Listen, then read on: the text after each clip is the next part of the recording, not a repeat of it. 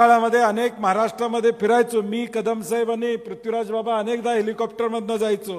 मला आज देखील आठवते मान खटावमध्ये जयकुमार गोरे हे एवढे भांडले की अजून 2-4 चाऱ्या चावण्या पाहिजेत.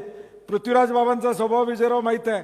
बाबा म्हणायचे ते सगळं नियम बघूया, आपण व्यवस्थित गेल्यावर मुंबईला गेल्यावर आपण निर्णय घेऊया, नेमकी जनावरं असणार आहेत का. बरोबर आहे, त्यांचं काय चुकीचं नव्हतं, परंतु कदम साहेब आमच्याबरोबर असल्यामुळे विषय नव्हता. कदम साहेबांनी तिथनंच फोन लावला. प्रवीण परदेशी त्यावेळी सचिव होते.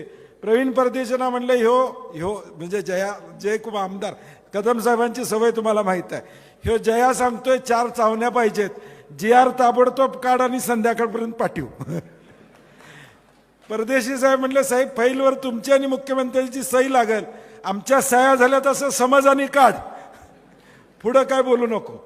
हा जो काय एक त्यांचा बोलण्यातली एक लबग होती किंवा एक पुढच्याला अधिकाऱ्यांना देखील माहीत असायचं ते बोलतात ते योग्य बोलतात.